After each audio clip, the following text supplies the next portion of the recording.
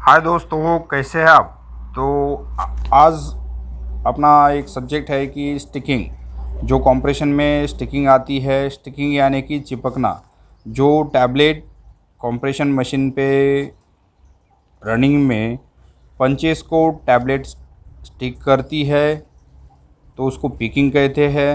और टैबलेट का सरफेस या पार्ट ऑफ टैबलेट या कोई साइड का पार्ट टैबलेट का अगर पंच में स्टिक हो रहा है, ख़ास करके अगर पंच में मोनोग्राम है यानी कि कोई भी एम्बॉसिंग या डिबॉसिंग है, उस केसेस में टैबलेट का पार्ट, टैबलेट का पाउडर या फ्रैक्शन ऑफ टैबलेट पंचेस को चिपक जाती है या डाई में चिपक जाती है, उसको स्टिकिंग कहते हैं।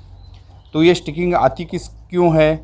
तो फर्स्ट ऑफ ऑल इसका एक पहला रीज़न है कि अगर आपका एलओडी लॉस ऑन ड्राइंग जो ब्लेंड का होता है, वो अगर एलओडी आपका जो भी लिमिट है ब्लेंड का उसकी लिमिट से ज़्यादा है, तो मतलब वाटर की क्वांटिटी अगर ब्लेंड में ज़्यादा है, मॉइस्चर की मात्रा ज़्यादा है, एक रीज़न हुआ।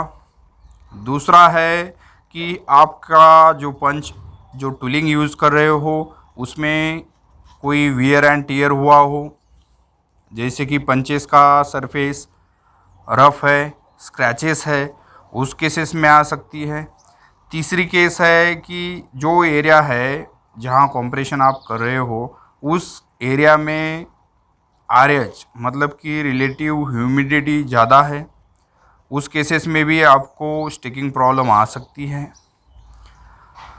चौथी एक केस है कि जो डाई है, डाई भी वेयर एंड टियर हुई हो, उसमें रिंग फॉर्मेशन हो रहा हो, तो इतने केसेस है। या लुब्रिकेंट की मात्रा आपके पास जो ब्लेंड में है वो कम है, या लुब्रिकेंट प्रॉपर नहीं हुआ है, ये भी रीज़न है। तो ये रीज़न के कारण आपको स्टिकिंग ऑब्जर्व होती है कंप्रेशन स्टेज पे।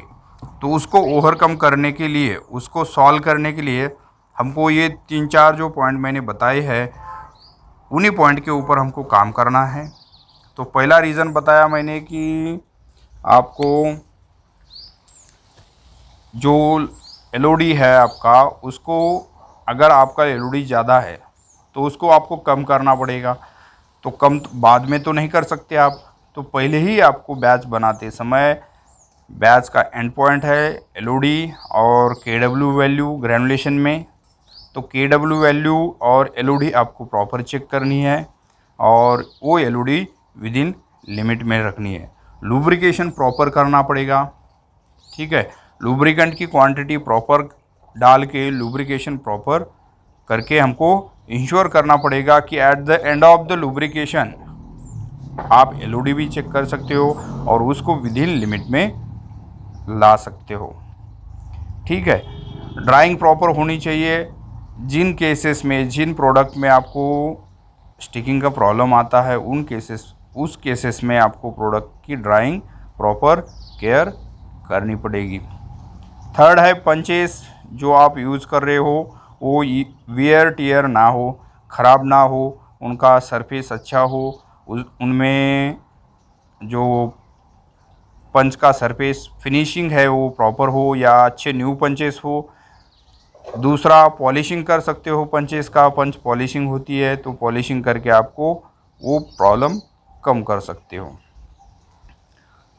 थर्ड बोला था जैसे कि आपकी आरएच अगर एरिया की ज़्यादा है तो एरिया की आरएच भी आपको कंट्रोल में रखनी पड़ेगी। जैसे कि लो आरएच है तो आपको आरएच को, या ज़्यादा आरएच है तो आपको उसको आरएच को कम करके टेम्परेचर हायर साइड पे रख के एरिया थोड़ा गर्म करना पड़ेगा।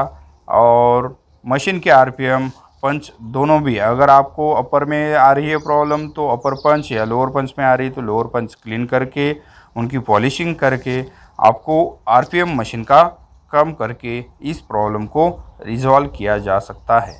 तो दोस्तों, ऐसी जानकारी के लिए हमारे इस चैनल को लाइक करना, वीडियो को शेयर करना, और मिलते हैं अगले वीडियो में। तब तक धन्यवाद।